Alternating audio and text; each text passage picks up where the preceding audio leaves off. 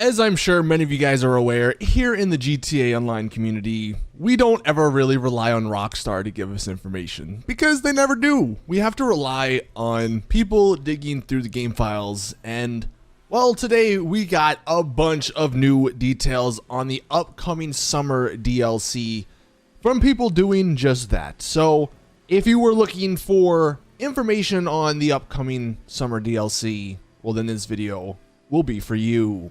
What's up everyone, welcome back to another GTA Online video. My name is Saintsfan, and what we're going to start with is actually something that happened about a month ago. So about a month ago, someone actually found a list of upcoming vehicle classes in GTA Online.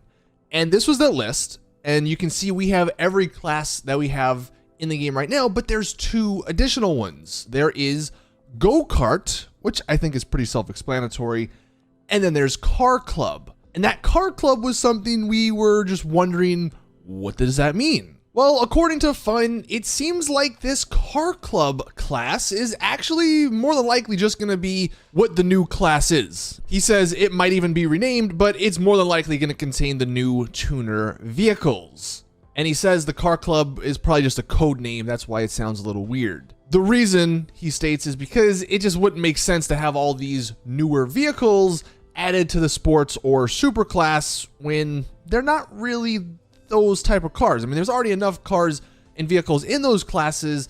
It would just make sense to make a whole new class for the balancing aspect of races. Now, it's insane that it's taken Rockstar 10 years to do this, because that's something we've all been asking for. But hey, I guess late is better than never. Another thing that happened was this past week, they actually added 2 new vehicles to the Podium List. And this is something that is important regarding the release date of the upcoming DLC. This doesn't 100% guarantee like the DLC is going to release on July 29th, which is when these vehicles will end, but it gives us a good estimation as to when the DLC will release. And Rockstar did just add 2, so they're not adding a bunch because, you know, they definitely are anticipating and probably hoping that the summer DLC releases sooner rather than later, but at the end of the day, it is game development and things could go wrong, and so they probably just put these 2 in, hoping that that's enough. But July 29th is when the full list does end now, so end of July, early August does seem to be the release schedule for the upcoming summer DLC. And then the final thing, probably the biggest thing, and this is something that is a little unfortunate, honestly. It's a little confusing here, but Fun was digging through the game files, and he found 2 new variables in addition to the ones we found with the Go-Kart and the Car Club. One is something to do with a cutscene float, and another one is something to do with a cutscene vector. And he explains that these variables are used mid-mission and for exit and ending cutscenes. I guess one of the examples where these variables are used is a cutscene that plays out when you infiltrate Mount Chiliad through the secret tunnel during the Doomsday scenario. And then he does speculate that because there are 10 values, potentially that means there's going to be multiple cutscenes that play out at multiple locations, or a single cutscene at multiple locations. He says either way, these variables do suggest that we will have multiple trigger locations for cutscenes, which is highly likely tied to the multi-part vehicle-themed robbery missions that they talked about in their Newswire post when they announced the summer DLC. This would, however, suggest that these missions are going to be instanced, as they would function much like contact missions and not something that just happens in free roam. And that's the unfortunate part. I was really hoping that these multi-part robbery missions would just be something that happens in free mode, because like he finishes off here, having these multiple locations might be needed because these might be PvPvE. Rockstar did mention having multiple crews compete against others to steal the most cars, so maybe that's somehow involved.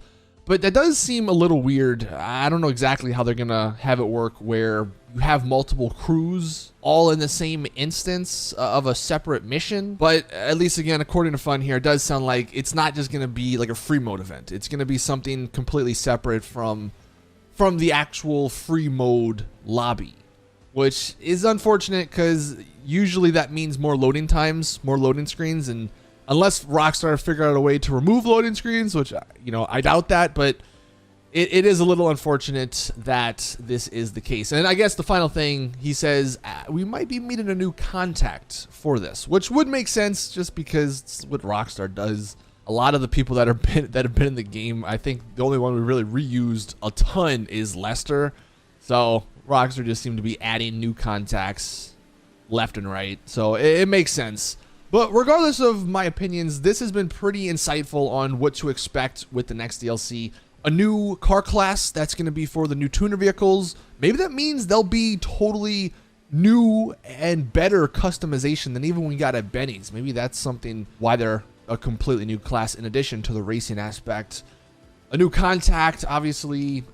The missions being potentially not actually in free mode, and then the release time frame pushed back by another 2 weeks. But definitely some pretty solid details. And if you were wondering, because of course today is Thursday, normally we get a new event week, at least a new newswire. Rockstar didn't actually do that because the event week from last week is doubled.